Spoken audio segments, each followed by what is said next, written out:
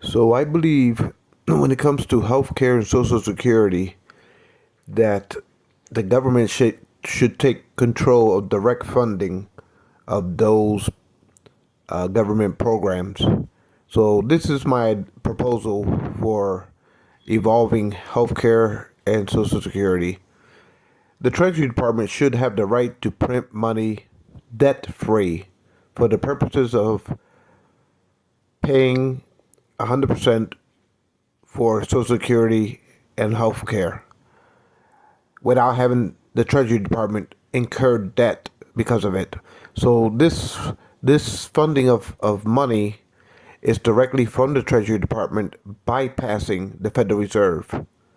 So what I mean by bypassing the Federal Reserve is that the government prints this budgetary money to fund 100% of Social Security and health care, Medicare, Medicaid.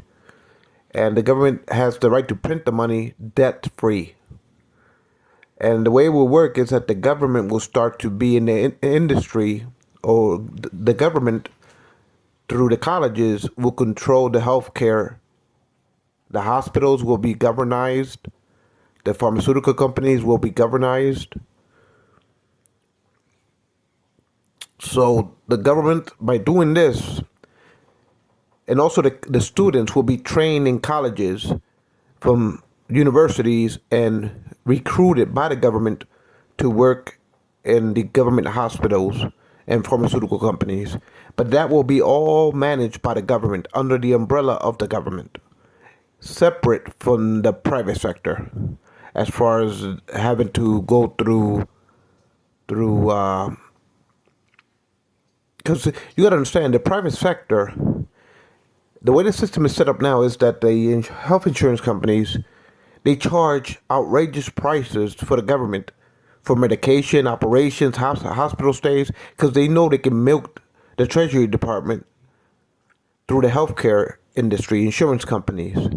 So for that reason, people can't afford healthcare. So if the government takes control of it and govern the organization of health by printing up money out of thin air and managing the hospitals and the pharmaceutical companies, the government can do that free of debt.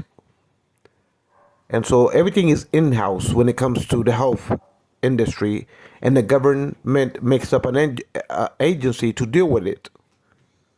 And it doesn't have to pay nothing to the Federal Reserve, not even a penny. And as far as the health insurance companies, that's also governmental. So nothing is in the private sector in order to avoid the government from incurring debt.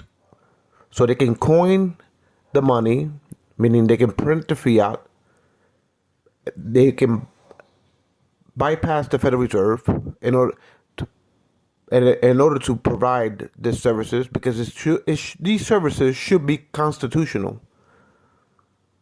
It should be constitutional and universal for all you American citizens. So at the end of the day, if the government takes control and management of this type of this type of social safety net, the government can do that debt free. Because you got to understand, $35 trillion of federal debt, a lot of it has to do with Social Security and healthcare. So imagine if the government does what I'm initiating with this program. The government can provide these services for free and debt and free of debt. So also this government agency that I want to initiate for this purposes, they recruit the best students, medical students throughout the universities of this country. When they graduate, they go to work for the government under the healthcare system. So like that, retirees can be assured that they have a retirement pension when they retire.